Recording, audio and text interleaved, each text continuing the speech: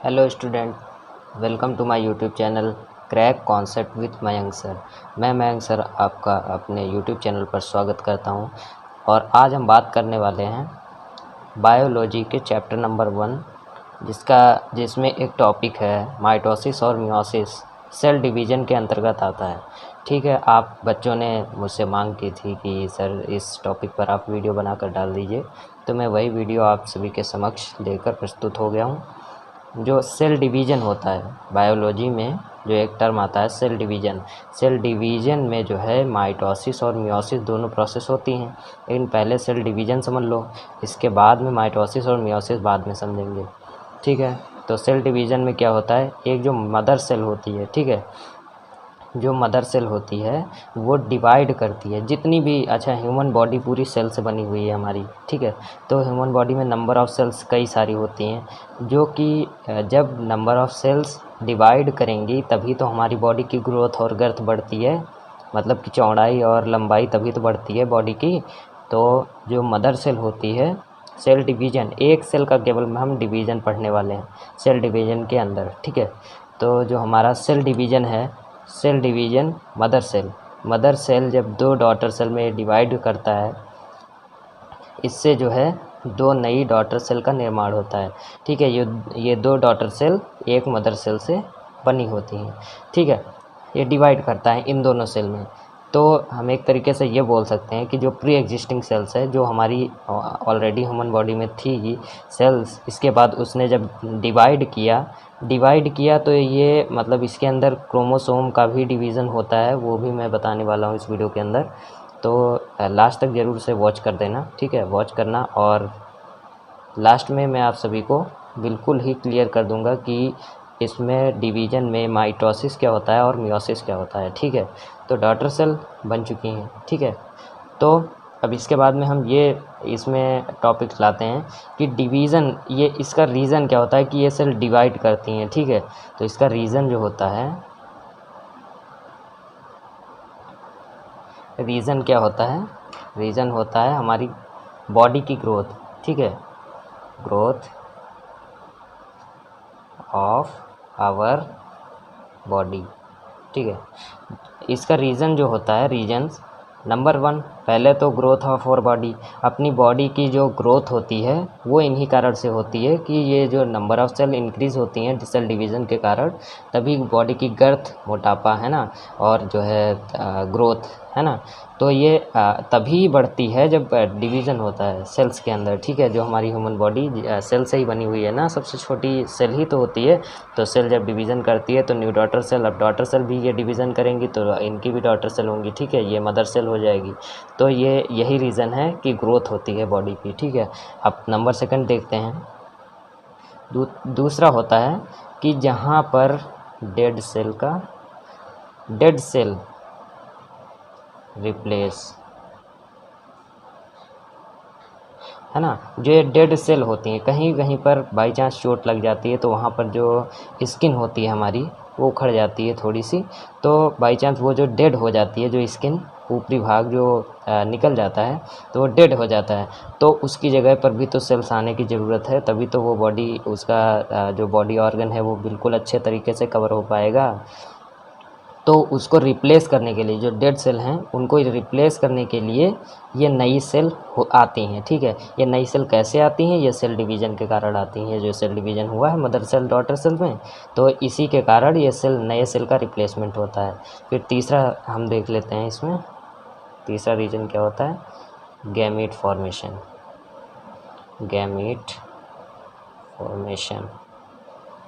तो gamete formation समझ लेते हैं, ये गैमीट फॉर्मेशन होता क्या है। तो ये गैमीट फॉर्मेशन जो होता है, ये एक जो सेल्स होती हैं, सेल्स में क्या पाया जाता है, क्रोमोसोम पाए जाते हैं।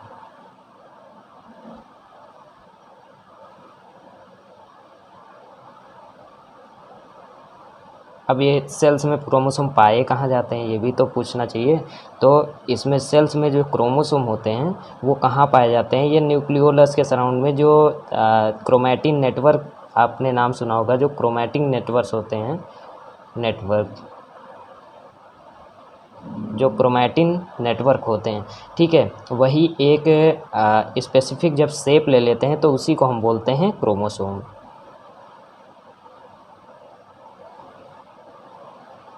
जो क्रोमैटिन नेटवर्क होते हैं वो ऐसे ऐसे ऐसे ऐसे ये फैले हुए होते हैं, बट अगर इनका कोई स्पेसिफिक अगर शेप हो जाए, ठीक है, ये शेप हो गया इसका, तो ये हो गया तुम्हारा क्रोमोसोम हो गया, ठीक है।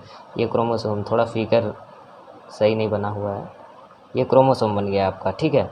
एक्स टाइप से होते हैं, ऐसे आपने बुक में भी फिगर देखा होगा, ठीक है। तो नेटवर्क तो ऐसे ही क्रोमैटिन नेटवर्क जो न्यूक्लियोलस के सराउंड प्रेजेंट होते हैं, वो जो है वो किसी भी शेप में नहीं होते हैं, वो किसी भी आकार में ऐसे ऐसे ये इधर इधर इधर इधर ऐसे ऐसे घुमा करते हैं, ठीक है। और इसमें इसका जब स्पेसिफिक शेप जब ऐसा हो जाता है तो ये क्रोमोसोम कहा जाता है, ठीक है। और क्रोमोसोम में अच्छा इसमें सेल है, ये फिगर आप लोग देख रहे हैं, इस फिगर में हमको बताइए कि इसको क्या बोलते हैं। अगर इसको हम क्रोमोसोम बोलते हैं तो इसका हाफ पार्ट जो है इसको क्या बोलते हैं, तो इसको हम बोलते हैं क्रोमैटिड, ठीक है।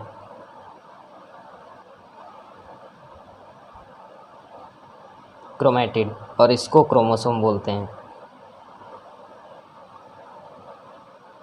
इसको हम बोलते हैं क्रोमैटिड और इसको बोलते हैं हम क्रोमोसोम, ठीक है। तो और इसमें जो है क्रोमैटिड और क्रोमोसोम में डिफरेंस क्या है। क्रोमैटिड होता है, क्रोमैटिड अनपेयर होता है, आपको इसका सबसे बड़ा डिफरेंस मिलेगा कि क्रोमैटिड जो है अनपेयर होता है, और जो क्रोमोसोम होते हैं वो पेयर में होते हैं। पेयर किसका होता है, क्रोमैटिड दो पेयर जब लगातार एक ही में अटैच हो जाते हैं, उसी पेयर को हम बोलते हैं क्रोमोसोम, ठीक है। ये पेयर होता है और ये अनपेयर होता है, ठीक है। अच्छा, अब जो हमारी ह्यूमन बॉडी होती है, ह्यूमन बॉडी में कितने नंबर ऑफ क्रोमोसोम पाए जाते हैं, उनकी ह्यूमन बॉडी की जो सेल्स होती है, एक सेल के अंदर 46 क्रोमोसोम पाए जाते हैं, पेयर नहीं, क्रोमोसोम पाए जाते हैं, ठीक है। एक ह्यूमन बॉडी में, मैंने क्या बोला, एक ह्यूमन बॉडी होती है, उसकी जो सेल्स होती हैं उसमें एक सेल ह्यूमन बॉडी की एक सेल में 46 पेयर नहीं 46 क्रोमोसोम पाए जाते हैं, ठीक है। अब इसके बाद में हम बात कर लेते हैं, अब ये तो बात हो गई कि इसमें क्रोमोसोम की बात हो गई कि हमारे ह्यूमन बॉडी में 46 क्रोमोसोम होते हैं। इसके बाद में हम देखते हैं कि ह्यूमन बॉडी की जो नॉर्मल बॉडी सेल को क्या बोलते हैं। नॉर्मल बॉडी सेल को हम क्या बोलते हैं, सोमैटिक सेल्स बोलते हैं, सोमैटिक सेल। ह्यूमन की जो नॉर्मल बॉडी होती है, नॉर्मल बॉडी एक सेल को क्या बोलते हैं हम, सोमैटिक सेल बोलते हैं, ठीक है। अब देख लेते हैं कि ये गैमेट फॉर्मेशन, ये गैमेट बनता कैसे है, ठीक है। ये गैमेट क्या होता है, प्रोसेस क्या होती है, गैमेट क्या होता है, ठीक है, किस प्रोसेस से ये गैमेट का फॉर्मेशन होता है। तो प्रोसेस होती है वो रिप्रोडक्शन की, ठीक है,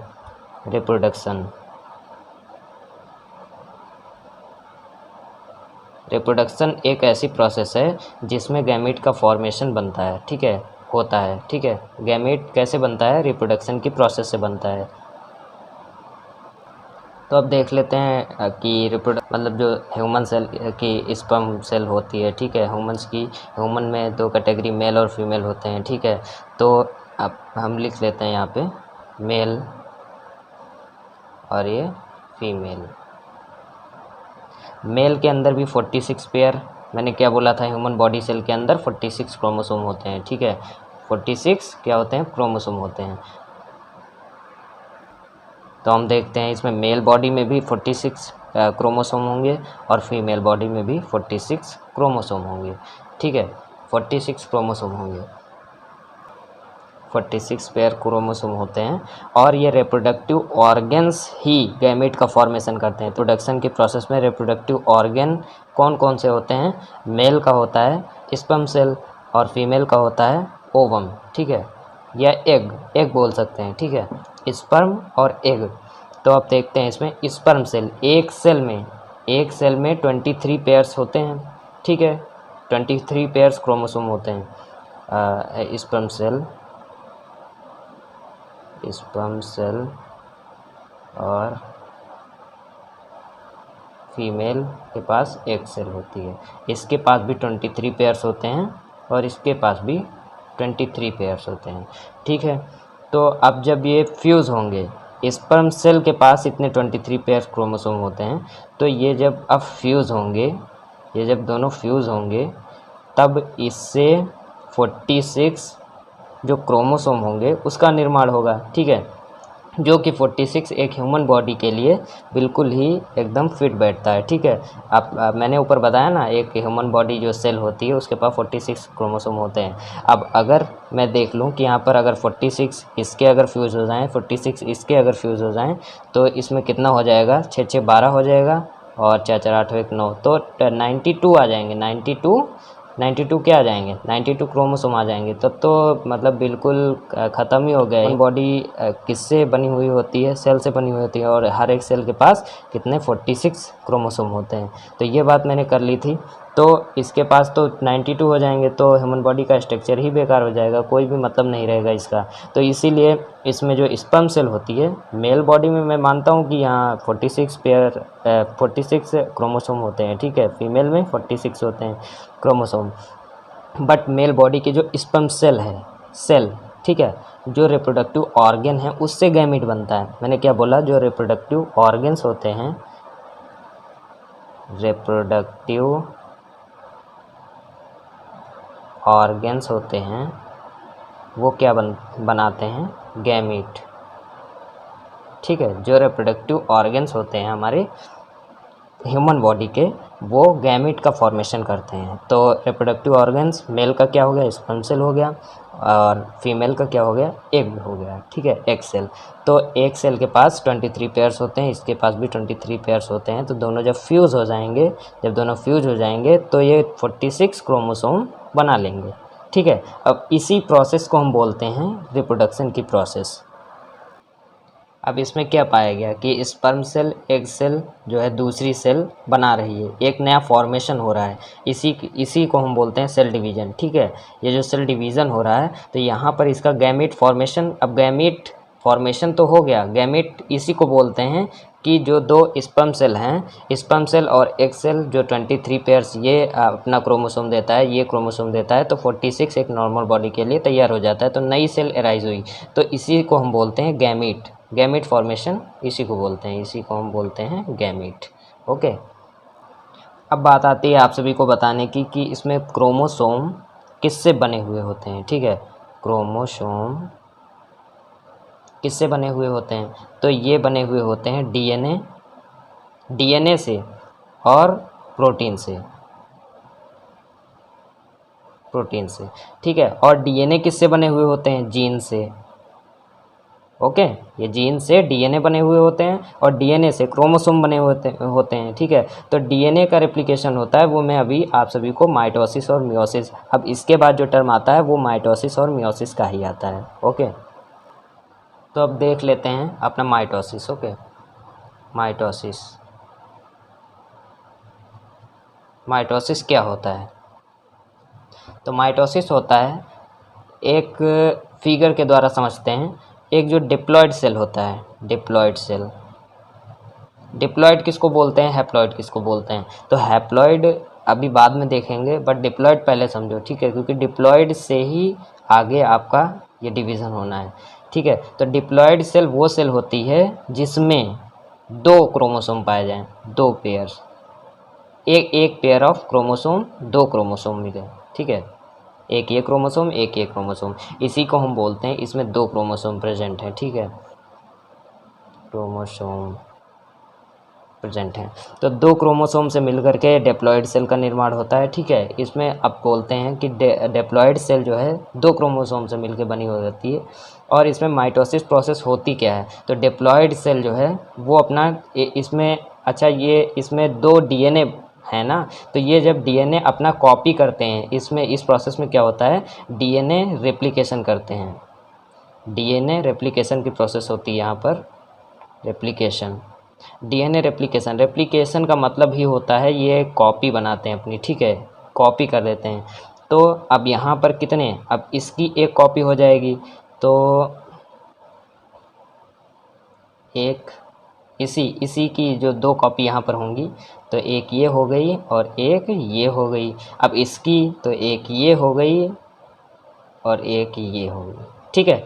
तो 4 यहाँ पर इन्होंने अपना डिवीज़न कर दिया। जो डीएनए है वो अपना डीएनए रेप्लिकेशन करता है, अपनी एक कॉपी बनाता है, ठीक है। तो यहाँ पर जो 4 हो गई, तो ये एक सेल है, सेल के अंदर ही बता रहा था मैं कि डिप्लॉयड सेल है, ये डिप्लॉयड सेल थी। अब यहाँ पर इसके अंदर 4 डीएनए रेप्लिकेशन हो गए। डीएनए रेप्लिकेशन की प्रोसेस से यहाँ पर 4 इसमें क्रोमोसोम आ गए।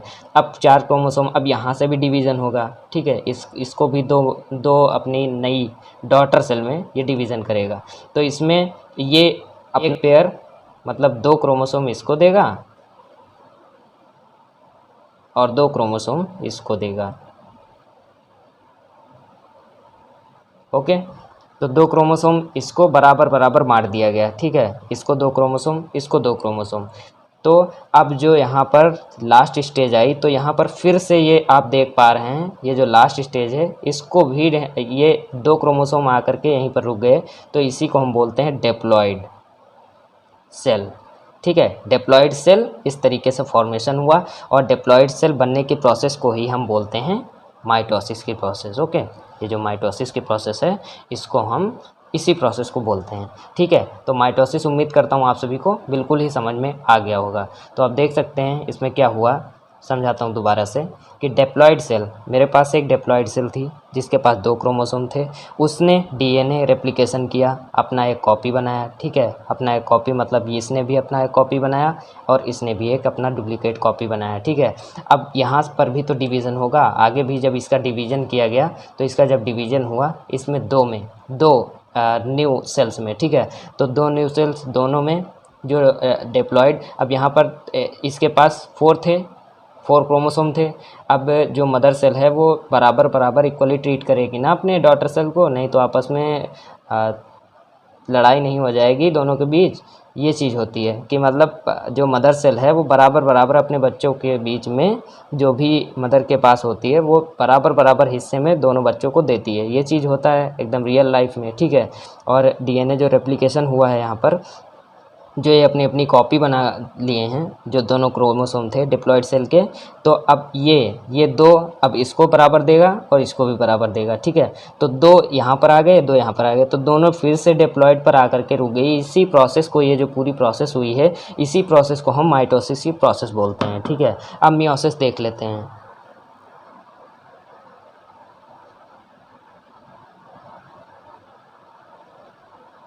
मियोसिस क्या होता है? तो मियोसिस में भी एक डिप्लॉयड सेल होती है। डिप्लॉयड सेल के पास मैंने क्या बोला था, 2 नंबर ऑफ क्रोमोसोम होते हैं, ठीक है। अब ये भी अपना जो है डीएनए रेप्लिकेशन करेगा, इसमें भी डीएनए रेप्लिकेशन करेगा,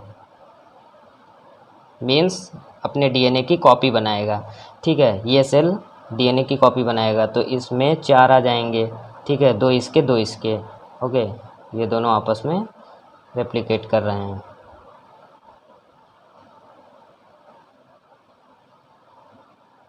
ठीक है।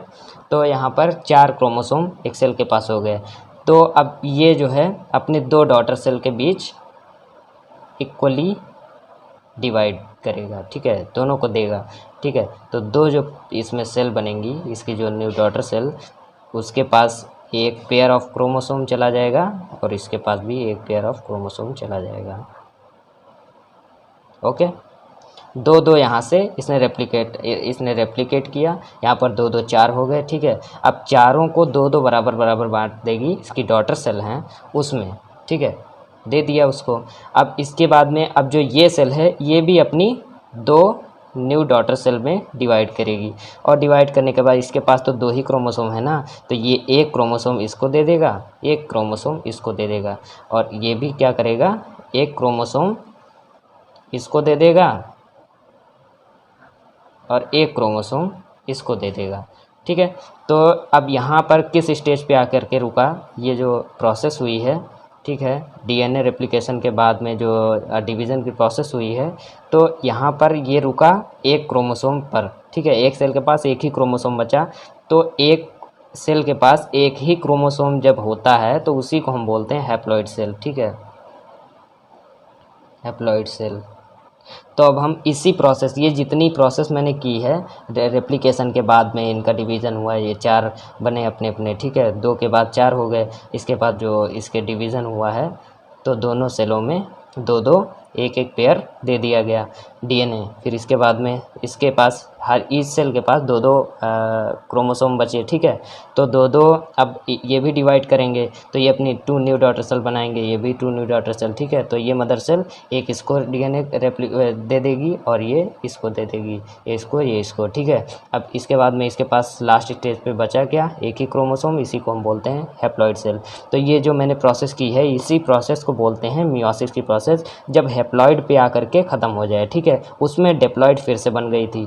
उस प्रोसेस में क्या हुआ था, जो माइटोसिस प्रोसेस थी उसमें रेप्लिकेशन के बाद में वो स्टेज जो बची थी वो यहीं पर ख़त्म हो गई थी। ठीक है, मतलब डिप्लॉइड सेल से स्टार्ट हुई, डिप्लॉइड पे ख़त्म हो गई, लेकिन ये डिप्लॉइड सेल से स्टार्ट हुआ ये डिवीज़न और ये हैप्लॉइड सेल पे आकर के समाप्त हुआ। ठीक है, इसी प्रोसेस को हम मियोसिस बोलते हैं। माइटोसिस में 2 बार सेल्स का डिवीज़न होता है। तो स्टूडेंट, अब हम मिलते हैं अब एक नई वीडियो के साथ। अगर वीडियो पसंद आई हो तो लाइक और सब्सक्राइब ज़रूर से कर देना। ठीक है, जिससे कि नई वीडियोस की नोटिफिकेशन आप तक जल्दी से पहुंच सके।